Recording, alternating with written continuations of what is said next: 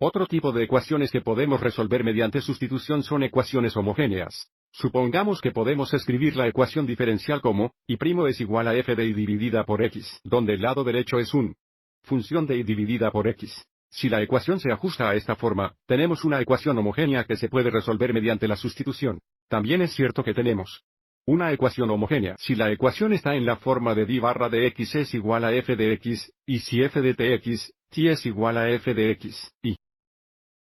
Pero seguiremos adelante y nos quedaremos con esta primera definición. Entonces, si una ecuación se ajusta a esta forma, entonces hacemos que v sea igual a y dividido entre x, y si v es igual a y dividido por x, y es igual a v veces x, que necesitamos para encontrar y'.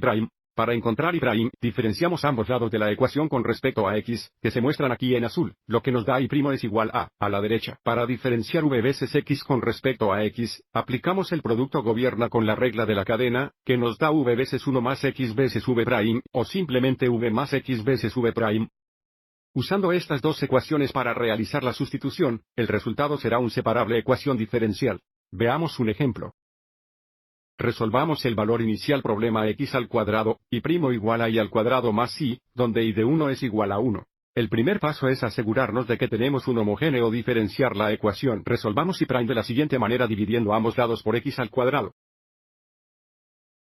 Observe a la izquierda, nosotros ahora tienen valores de y' iguales. Podemos escribir divididos al cuadrado por x al cuadrado como el cuadrado de, y dividido entre x y si dividido por x al cuadrado se simplifica a y dividido por x. Observe que el lado derecho es ahora una función de y dividida por x, y por lo tanto, tenemos una función homogénea ecuación diferencial, que ahora podemos resolver mediante realizando una sustitución. De nuevo, dejaremos que v sea igual a y dividido por x, e y' es igual a v más x veces v', y el resultado será una ecuación diferencial separable. Continuemos con la siguiente diapositiva. Lo dejamos con y' es igual al cuadrado de y dividido por x más y dividido por x. Al realizar la sustitución, y' es igual a v más x veces v', y dividido por x es igual a v. Dándonos v al cuadrado más v a la derecha. A continuación, restaremos v en ambos lados, lo que nos da x veces v' es igual a v al cuadrado. Sabemos que v' es igual a dv barra de x. Tenga en cuenta que tenemos una separable ecuación diferencial. Necesitamos todas las v de la izquierda y las x a la derecha. Por lo tanto, multiplicamos ambos lados por 1 sobre v al cuadrado y multiplica ambos lados por 1 sobre x, y también multiplica ambos lados por dx. El resultado es un dividido por v de v cuadrado es igual a un dividido por x de x, y ahora integramos ambos lados de la ecuación. A la izquierda, el indefinido integral de v a la potencia de menos 2 con respecto a v es igual a v a la potencia de menos 1 dividida por menos 1, o v negativa a la potencia de menos 1. Pondremos la constante a la derecha. A la derecha, tenemos el integral indefinida de 1 dividida por x de x, lo que nos da valor absoluto logarítmico natural de x más c. Ahora tendré que trabajar en la resolución de v. V negativa a la potencia de menos 1 es igual a menos 1 dividido entre v.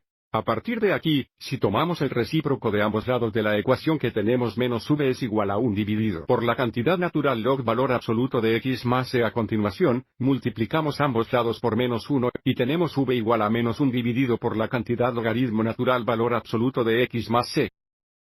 Sin embargo, antes de determinar la constante c, necesitamos escribir la ecuación de nuevo en términos de x e y. Recuerde, v es igual a y dividido por x.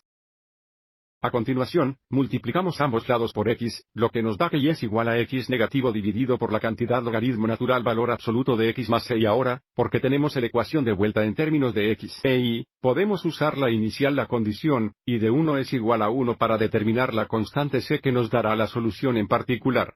Sustituimos 1 por x y 1 por y.